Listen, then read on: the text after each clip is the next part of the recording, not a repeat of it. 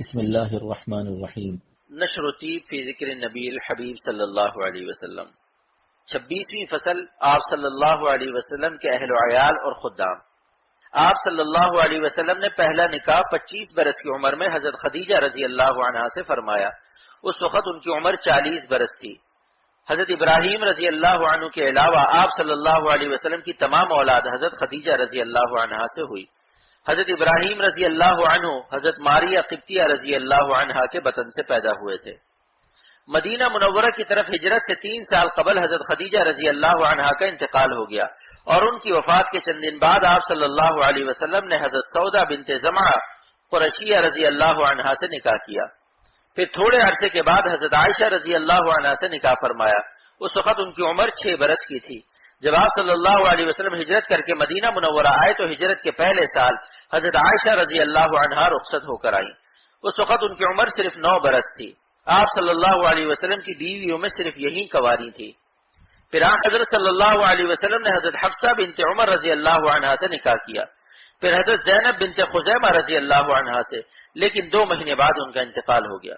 پھر آپ صلی اللہ علیہ وسلم نے حضرت ام سلمہ رضی اللہ عنہا سے نکاح فرمایا۔ ان کا انتقال ازواج مطہرات میں سب سے آخر میں ہوا۔ پھر آپ صلی اللہ علیہ وسلم نے حضرت زینب بنت جحش رضی اللہ عنہا سے نکاح فرمایا۔ یہ آپ صلی اللہ علیہ وسلم کی پھوپھی ذات تھی۔ حضرت صلی اللہ علیہ وسلم کی وفات کے بعد تمام بیویوں میں سب سے پہلے انہی کا انتقال ہوا۔ پھر غزوہ بنی مستلق میں حضرت جویریہ رضی اللہ عنہا قید ہو کر آئیں۔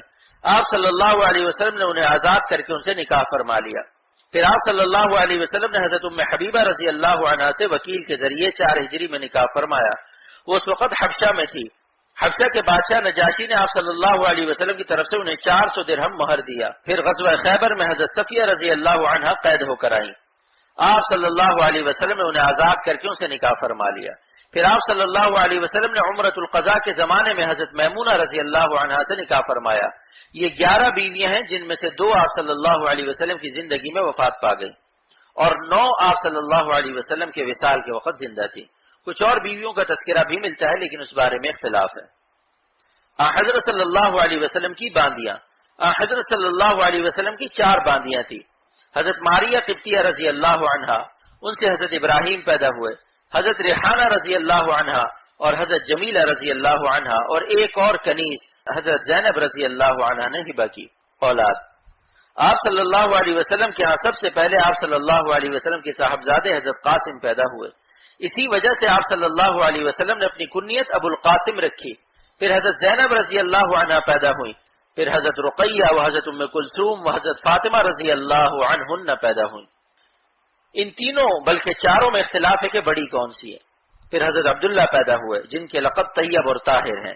صحیح قول کے مطابق یہ نبوت کے بعد پیدا ہوئے، ان کا بھی بچپن میں انتقال ہو گیا۔ یہ سب حضرت خدیجہ رضی اللہ عنہا سے ہوئے۔ پھر 8 ہجری میں حضرت ماریہ قبطیہ رضی اللہ عنہا کے بطن سے حضرت ابراہیم رضی اللہ عنہ پیدا ہوئے۔ ان کا انتقال بھی شیر خوارگی کے زمانے میں ہوا۔ آپ صلی اللہ علیہ وسلم کے وصال کے وقت صرف حضرت فاطمہ رضی اللہ عنہا زندہ تھی۔